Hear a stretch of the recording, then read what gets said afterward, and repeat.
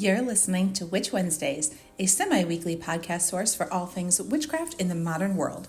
Join your host, Steph, on Wednesday mornings to chat about seasons, Sabbats, and all new witchcraft topics to help you make your life more magical.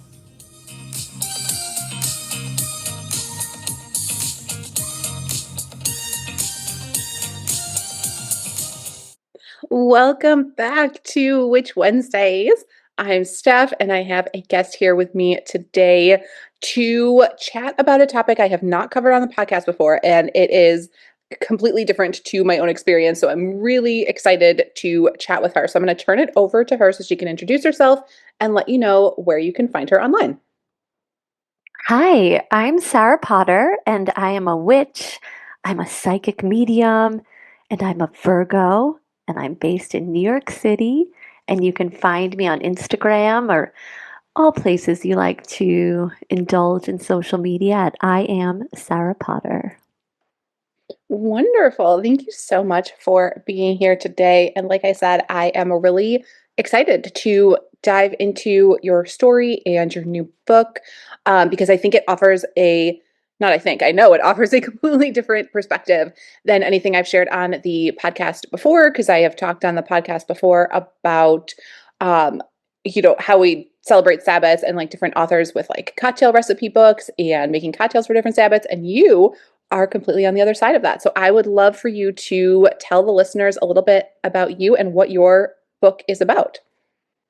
So I just wrote a book. Well, I've spent the past nearly 3 years with this idea and development, but my new book, Sober Magic, comes out on December 2nd with running press, an imprint of Hachette, and I'm so excited. In this book, I go through the story of the Fool's Journey in Tarot, and I match the cards with the 12 steps of a recovery program, and going through the 12 steps kind of in more of a pagan lens. And throughout the chapters, I also share an anecdote from my own life, my first year of being sober.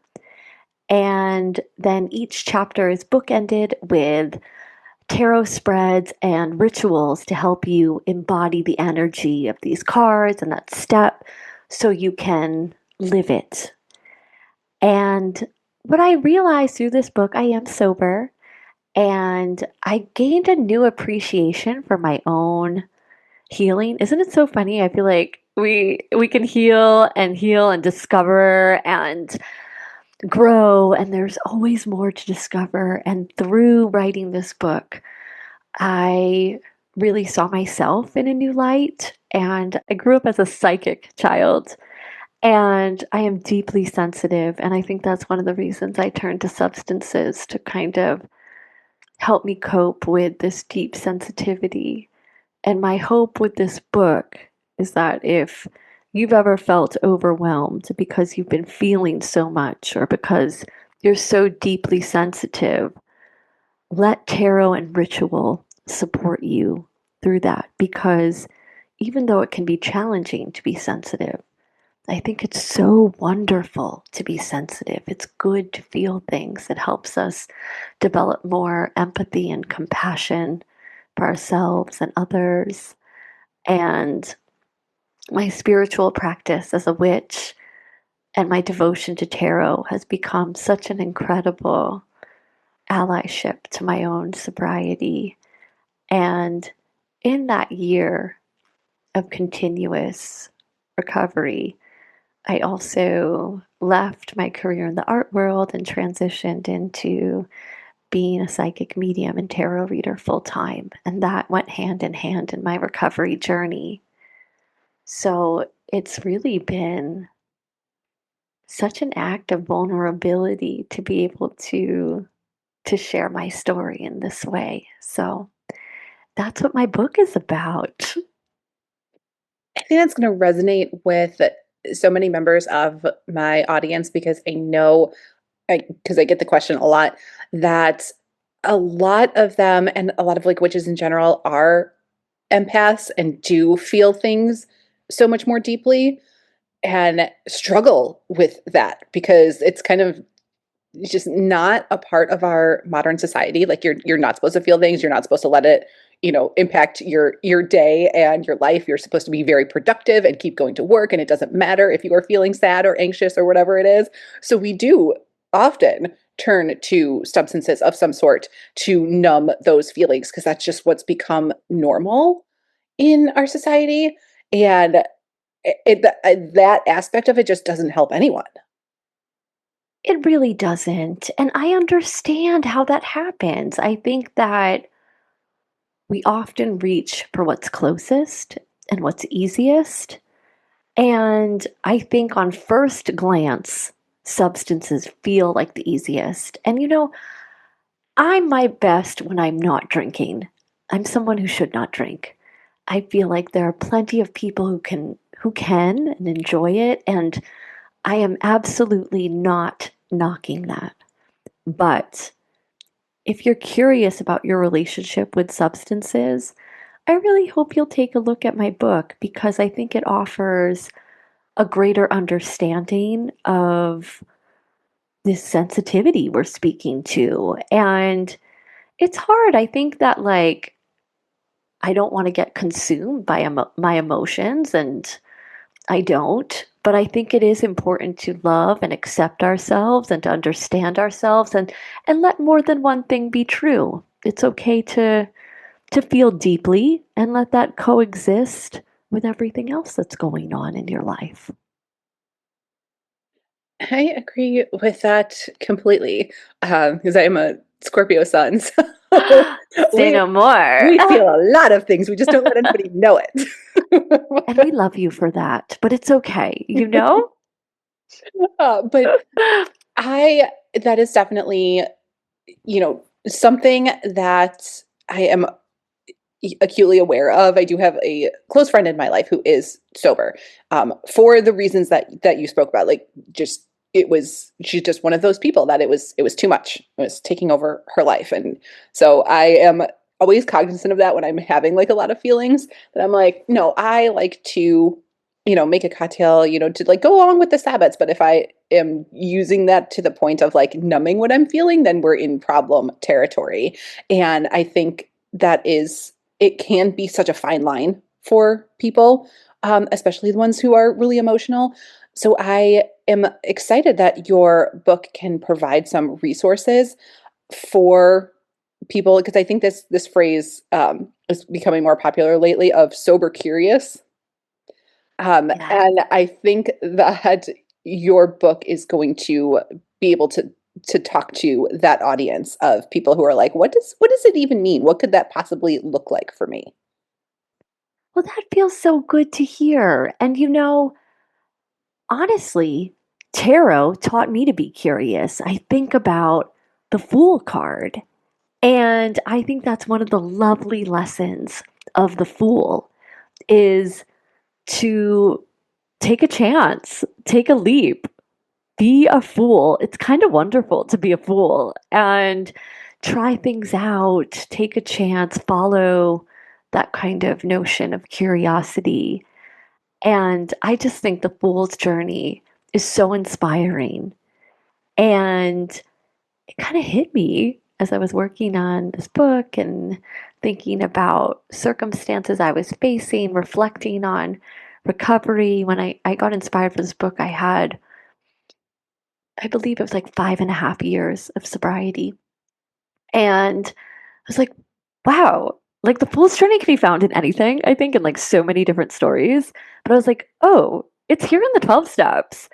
And I put the cards out and I was like, has anyone done this? Like it goes in order. This really resonates.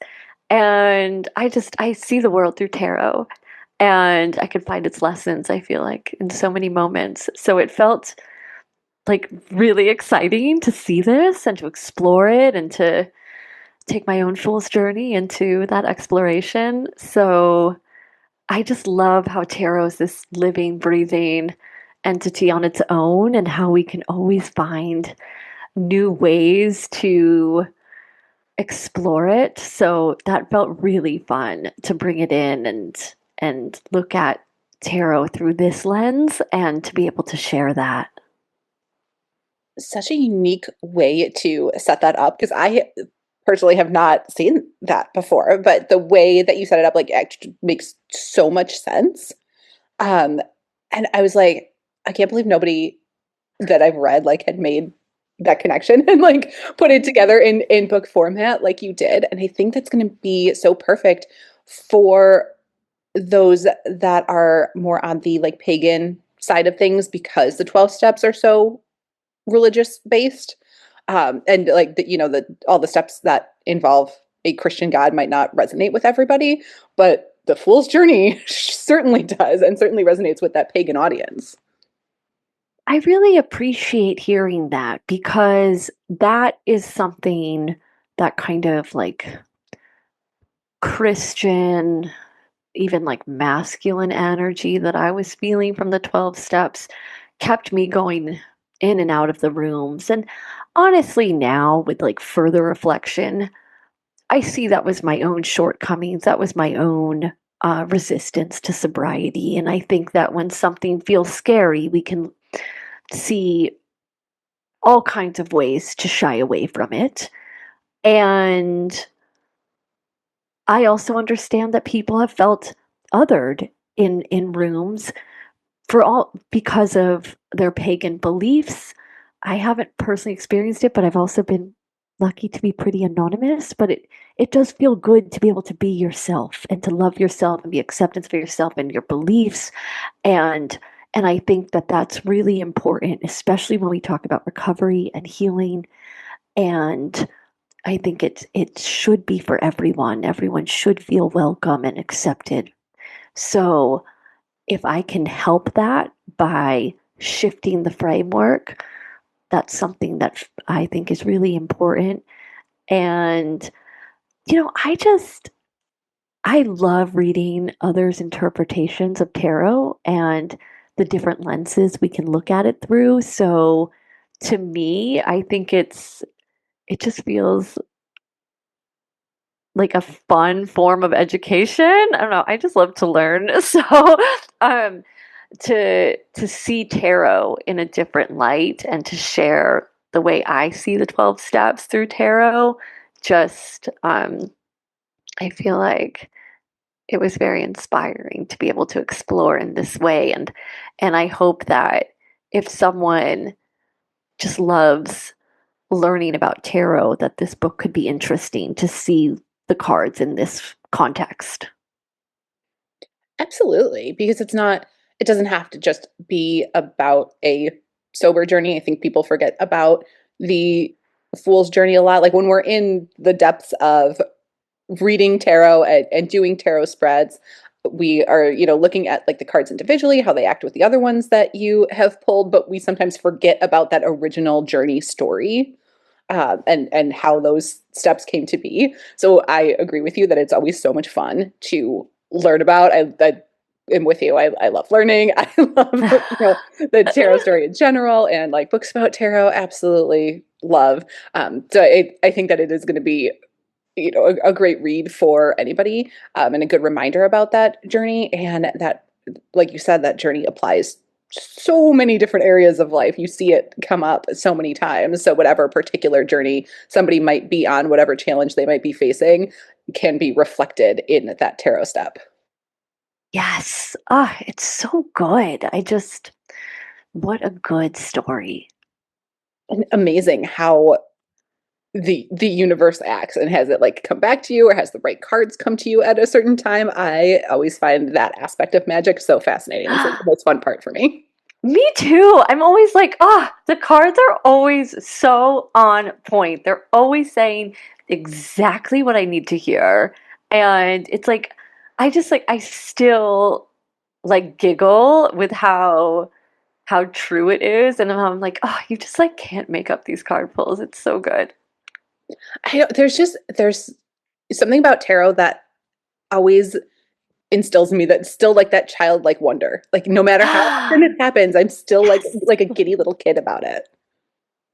Completely. I think childlike wonder is one of the loveliest, greatest ideals to keep with us. It's something that's really important to me. And I totally agree with you. Like tarot helps me keep that in my life. I just love it so much.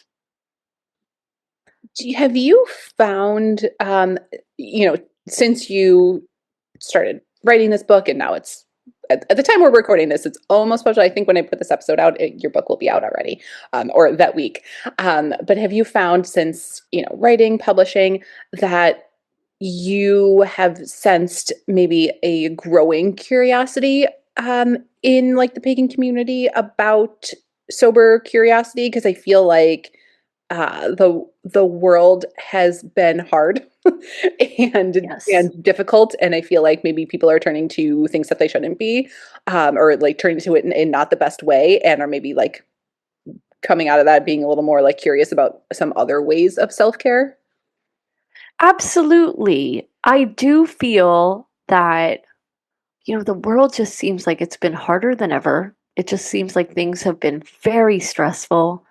There's a lot of unknown. And look, the things we're speaking to, this is the human experience. There's always going to be a lack of clarity around some things. There's always going to be facing the unknown. We're talking about the fool's journey here as well, I feel like. And there's always stress, but it does feel like there's just an abundance of it. And something that I've noticed is I feel like people are confronting mental health struggles and challenges. People are confronting making changes, the desire to make change, the desire to not want to feel the way they feel and to want to feel good. And I feel like I'm seeing more honest conversations around that. I think we're seeing it reflected in social media. People don't want to feel curated and perfect. That isn't real. And I think people are really valuing honesty, and it's manifesting in so many different ways. I mean, I feel like I've had a long road in sobriety and recovery. This is not my first recovery rodeo, and and relapse is part of recovery. And I just feel like, in some ways, like I've grown and I've gotten ready and have the willingness, but to be sober for nearly 9 years, I feel like I've watched the way society feels about recovery and sobriety shift. I mean, we that term sober curious is still relatively new. I think it's less than a decade old. I see how I feel like a lot of people are just more open of their mental health struggles of all kinds. And something that delights me is I feel like there's so many spirit-free options and mocktails. And it's funny, I'm vegan too, so I feel like I've seen this parallel of like vegan options that aren't necessarily for vegans, but for people who are plant-based curious. And I see the same thing in sobriety, and I just feel like sometimes it's just lovely to have an option. I mean, I I feel like, like 9 years ago it was soda and water, and now there's all of these like complex, uh, delicious, spirit-free, like almost like artisanal layers of flavors and options. And I have a lot of friends who aren't sober, but they get excited to find things or to bring stuff to my home or have in their home for me. And it's just, I think it's lovely to have options. I think it's like the more we talk about something that feels like weird or unknown, which is so many things. I mean, we could be talking about witchcraft, we could be talking about sobriety, we could be talking about so many things. Like uh the less we have to fear it, because anything that we shed light on, we get to illuminate and maybe find some more comfort in it. So I'm thrilled, honestly. I've seen that shift as well, which I think is fantastic. Just like having the options, because 10 years ago, if you turned, at least for me, 10 years ago, if I turned down a drink, somebody would be like, "Why are you pregnant?" Oh, Like, totally. that's I not the know. correct response to somebody saying no, thank you. Like what? Right? So I at least people now are know. like, oh, okay, can I get you a water? Like, Yes, yeah, exactly. which is just it's just crazy. But I personally love to have seen that shift and see how things have changed in that time. And you're absolutely right. I see more vegan options. I see more mocktail options, and it's not the weird thing, and nobody like questions you at a table if that's like what you order. And I do think that is because a lot of people have done that work of shining the light on it and, putting out books like you do, that it's not this like weird secretive thing that you should feel bad about, but it's something that's just a normal part of society, and everybody's has their own reasons for partaking or not partaking in alcohol, and now that's not such a strange phenomenon anymore. I completely agree. And it's, I think it's also really lovely to hear it from someone who, it sounds like you have a different relationship with alcohol than I do. And it is funny because I kind of sometimes forget about that, where there would be like articles about how to support you in not drinking. And it's like, tell everyone you're on an antibiotic. And it's like, and it's like, hey, you know what? You got to do whatever you got to do to feel comfortable sometimes. But like, it's I firmly believe it's good to be curious and ask questions, but it's also good to mind your business and let people do what they're doing, no questions asked sometimes. I feel like you're an adult, you make your own choices. I would never, you know, force somebody like, oh, come on, let me just get you one. And just want you to like make you like one cocktail. I don't care what you do. You're an adult. You make your own choices. You tell me no, we'll move on to something else. Like, Totally. There's so many more interesting things to like talk about and it's spend time on. yes, absolutely. So for somebody who is listening to this conversation and is either in that sober curious mindset, or maybe not totally sober, but maybe they're like, I have a cocktail every day when I get home from work, and I would like to stop that habit. Maybe I just want to like do it once a week. I don't need one every single day. Do you have any advice for those people, or like simple ways to have a ritual or invoke witchcraft in some way, that they could have like self-care during the day that does not involve having a drink? Well, I think that it's so important to be curious. I feel like our conversation keeps coming back to that. So, if you're thinking about it, why not follow that notion? And I feel like if everything is feeling overwhelming or noisy, or maybe it's just like, like this cocktail's giving me a headache, and I just why make myself feel worse? Like temporary pleasure for longer pain.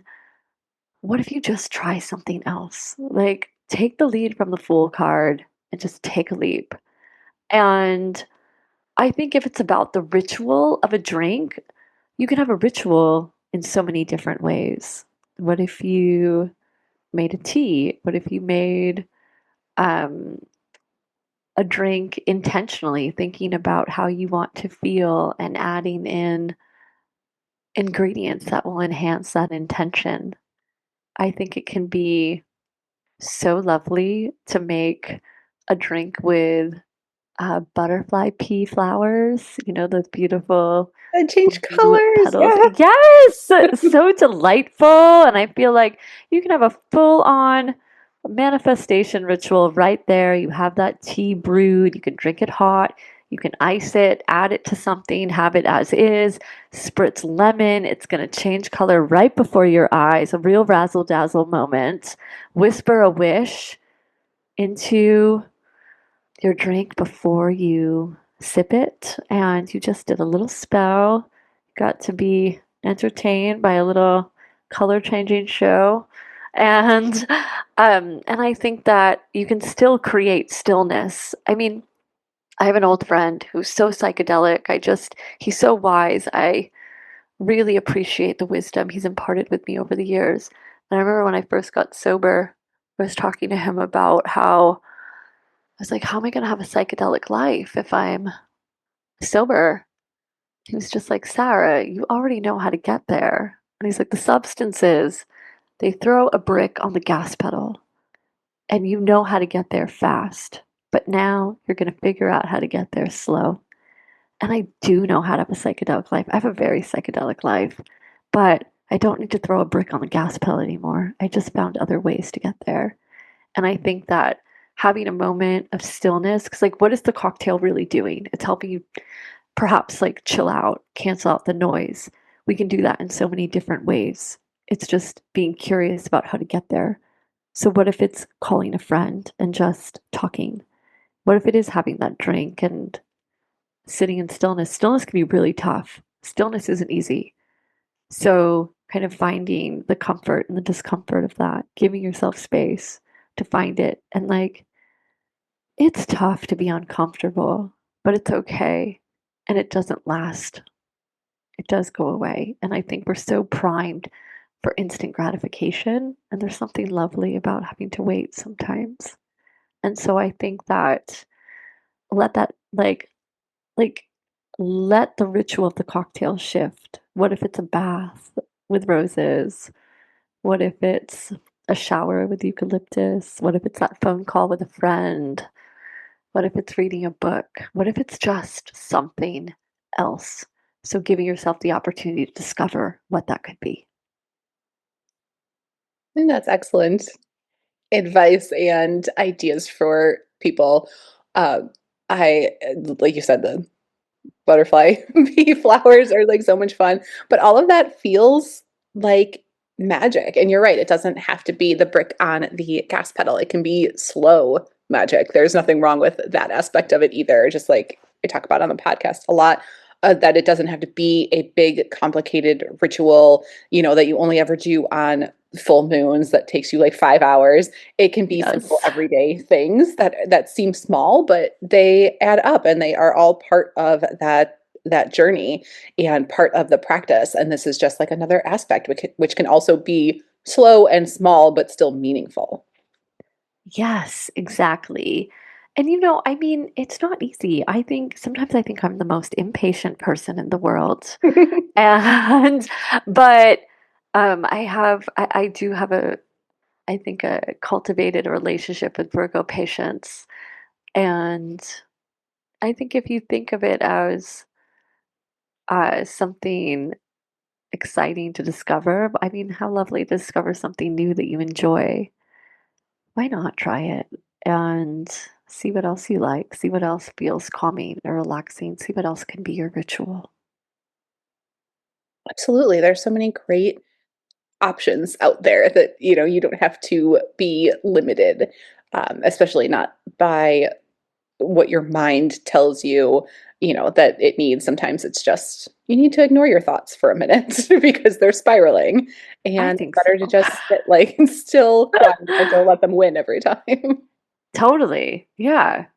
Just give yourself permission to try something else. I think that's going to speak to a lot of the listeners, like I said at the beginning, that that are empaths or feel a lot of anxiety, especially about like the world, and we're just so connected with the news that it's awful, or we Oh, are not yeah. meant to live that way. We're not meant to have that bombardment of information like at all times. So I think that whether people are like deeply feeling that or not, I think there's going to be a lot of good lessons in your book that can help, really everyone at this moment. Oh, thank you. I hope so. I really tried to create something that I wish I had when I was when I was newly sober. And I think that's like a really lovely way to look at creation and inspiration is like, what do I need? And can I find it out there? And if I can't, can I make it? And I'm just, I'm not a sobriety expert. Um, but I know what worked for me. And these tarot spreads and these rituals, the seeds of these started in that year. And then, I've been keeping spell books since I was a kid. So I always like to to go back into my spell books and refine and edit and see like, okay, what worked and like, okay, what didn't and how can I shift it and change it. It's like I brought that into this as well. So um, I think it's really, I like learning from others and hearing what worked and trying it, and I encourage anyone who reads the book to make these spreads and spells your own too. Like these are just the basis or the foundation, and like play, have fun, remix them. I think that's, a lot of people's favorite way to learn. Like, we don't necessarily want to learn from experts anymore. Like, we did that in school and textbooks were exhausting, and we're kind of done with that. And we want to learn from other flawed individuals so we don't, feel like we're failing in comparison to them. Right. Well, and I just feel like let it all be part of the library. I feel like I've learned from so many incredible elder crones, and I still value the lessons and the books, but I like to learn from experience too. So let it all be part of what's informing you.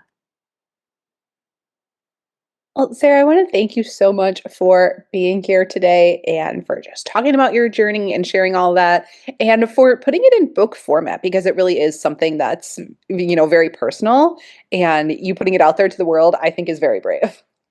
Oh, thank you. Thank you so much. I feel like I'm really calling upon a lot of courage, and sometimes it's I think I look to others who I find to be really courageous and try to borrow some of that and find that courage inside of me. And it's hard to be vulnerable, but I think it's really good to be vulnerable. And when we admit we're scared, it helps us do it anyway. So thanks for having me, and thanks for letting me share my story and for so generously sharing your platform with me. I've really enjoyed our conversation. Me too. And I know that, the right listeners are going to really enjoy this conversation and enjoy your book. So, listeners, as always, I will have everything linked below and over in the show notes at witchwednesdays.com. So, if you want to get your hands on Sober Magic, you can order that. Or if you just want to learn more and see if it's for you, all of those links will be below as always. And that is everything that I have for you this week. I will see you all next week.